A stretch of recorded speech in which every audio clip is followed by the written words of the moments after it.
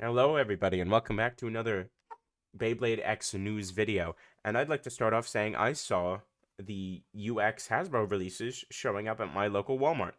I managed to get my hands on one Wizard and Dren Buster for a friend. I didn't really want them myself.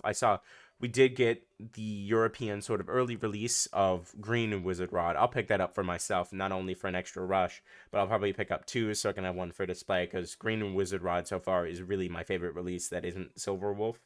So I'll definitely pick that up. And God forbid when Silver Wolf finally comes out in Hasbro, I'll be getting my hands on that. But Shark Edge did show up, the random booster Shark Edge 160Q that came in with Tyranno Beats random booster. That's shown up on Amazon Friday, and it's already shipped to people. People already have their hands on it. So I wouldn't put it past them for this to show up in stores here soon, but if you want it now, you can get it on Amazon, which is really cool. And I'm assuming since we have the UX bays finally showing up in store, we'll probably see some of the Wave 4 stuff show up too. Cobalt Dragoon, the mobile stadium, the folding one specifically. You'll probably be able to see that here soon. And with Keel Shark coming out, I'm assuming we'll be able to see more Wave 4 stuff show up on Amazon. I know Pearl Tiger, which is Wise Tiger, has been leaked for a while, so that'll probably show up. And the dual pack with Tyranno Beat and what is it? Triceratops, which is a babe we still haven't seen. Those have been kind of leaked to show up more towards April. So I'm assuming we'll see what that looks like here soon. And if anything, it'll show up sooner rather than later on Amazon. It seems like Hasbro's trying to catch up the best they can. But they do have a new release they showed off at a toy fair that I'd like to talk about. Obviously, crossover with Jurassic World. Dinosaurs are awesome. But of course, since it's a crossover release, not any of them are going to be unique bays. They're probably all going to be retools, which is fine because these are retools mostly of cooler bays.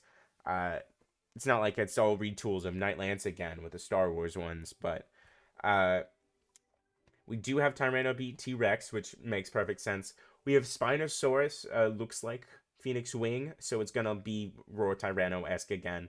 I can't pronounce this for the life of me, but this is looking like a Sphinx Cowl sort of bay.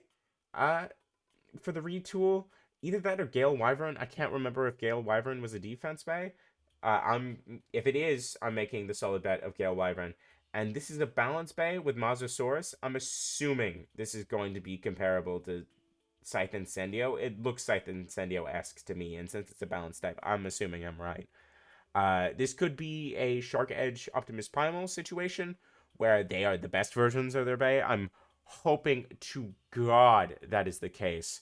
Because I'd love to pick these up. I'm gonna wait till these release, and I honestly wait for them to release two on your hands. Unless you really like Jurassic World and you really want these bays, obviously you can pick them up. But since these are more expensive dual packs than normal, because they're crossovers, they're gonna be $24.99 once they arrive on the States, just like Captain America, Red Hulk are gonna be, and we've already seen with all the Transformers releases, the Star Wars releases, the Marvel releases, they're all more expensive. So honestly, I would wait on this one until we see if the bays are actually uh, as good as the original bays, and it's just your choice on whether you want the crossover or the original, or if they're kind of crap and you really shouldn't get them. I'd wait, but Hasbro's not waiting, especially on CX. Someone in Australia, I believe Hasbro personally, or just sent them in a less personal fashion, Wizard Arc R455LO, the CX release that hasn't even come out. I don't expect them to be allowed to open this at all. I wouldn't expect. I think they'd be executed if they tried. But we do have Wizard Arc R out in the wild in Hasbro. What I'm assuming this means is, even though we're not going to be able to see the weight or anything, uh, and they're not going to be allowed to open it, if they have it already in the box, I'm assuming they could be sort of ready to go shipping wise, so you may be able to see this in store sooner rather than later. What I'm assuming is they're trying to catch up with Takara Tomy and the CX release because this is a whole new base series essentially. They obviously want to catch up. They've seen that Beyblade's catching up steam, and they don't want you to import it from Takara Tomy because then Hasbro won't get the money. Uh, so obviously they want you to go to Hasbro first. So I'm assuming this will show up within the next couple of months, sooner rather than later. closer to the release of the original Bay than usual with Hasbro.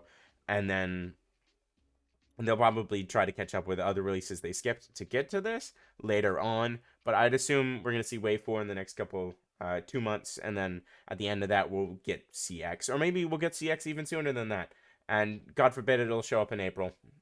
Who knows? If anything, it'll show up on Amazon first, I'm sure. But speaking of CX and speaking of early, because God forbid we learn anything about the April Bay, we keep learning about the Bay in May. The CX Fox Bay seems to be coming on 970 Gear Rush, which is really cool. Not so much Gear Rush. I've noticed that gear bits tend to have a self KO problem, which is big for attack types. You don't want it to run into the pockets because of yourself. You want another beta knock into the pockets. You don't want to do it yourself because then you're just going to automatically lose points. So I don't really care about Gear Rush personally, but 970 is a ratchet that is still really good even at its height. And it's obviously a 9 ratchet, so those are basically the best ratchets in most cases, especially for stamina.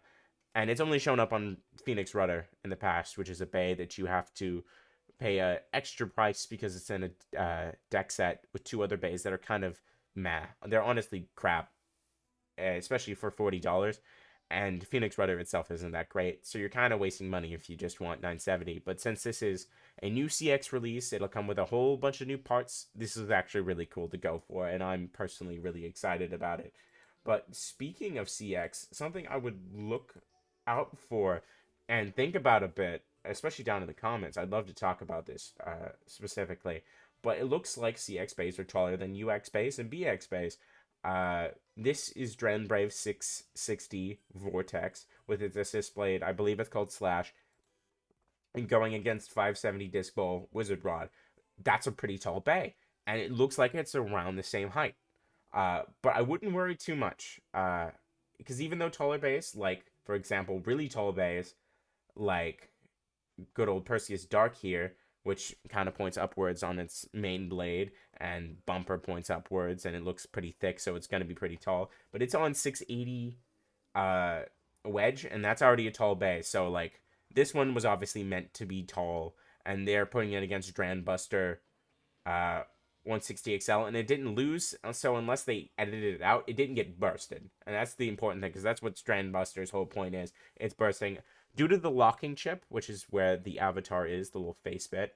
It locks in the assist blade and the main blade, so you won't really have to worry about that too much. You're still going for the ratchet when you're trying to burst, so I don't think we have to worry too much about it being tall, but it is still kind of an issue, because with Wizard Arc here on our a pretty low bit, the new bit low orb, and our lowest ratchet 455 on round here, it's still taller than Phoenix Rudder on 970 Glide, and 970 isn't that tall compared to 60, so it's a little weird that it is so close in height, if not taller, than Phoenix Rudder. So I think what's going to happen is maybe some of the first releases are going to be a little bit on the taller side, and that may be an issue at first, but as new parts come out, I'm sure we're going to get lower ratchets, lower bits. And honestly, if you're really that worried about it for like Brave, for example, what I would suggest from the CX releases is you could probably do Low Rush from Impact Drake, take 455 here from Wizard Arc, and then use Slash from Brave and Brave itself, and then that could be a really cool attack combo that I can think of.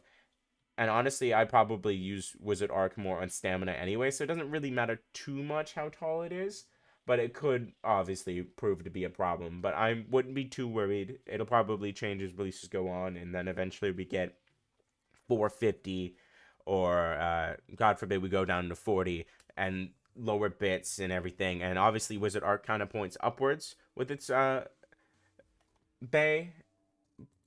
You can see it kind of arches upwards, and Brave doesn't really do that. So it really just depends on the blade, and it'll look significantly taller no matter what it's on. And Perseus Dark will probably be significantly taller than everything, but it will change, and it will get better, so I wouldn't worry about it too much. But if you all want to see another one of these videos, go ahead and like and subscribe and ring that notification bell. I'm sure we're in for a lot of new news here soon, and y'all have a great day.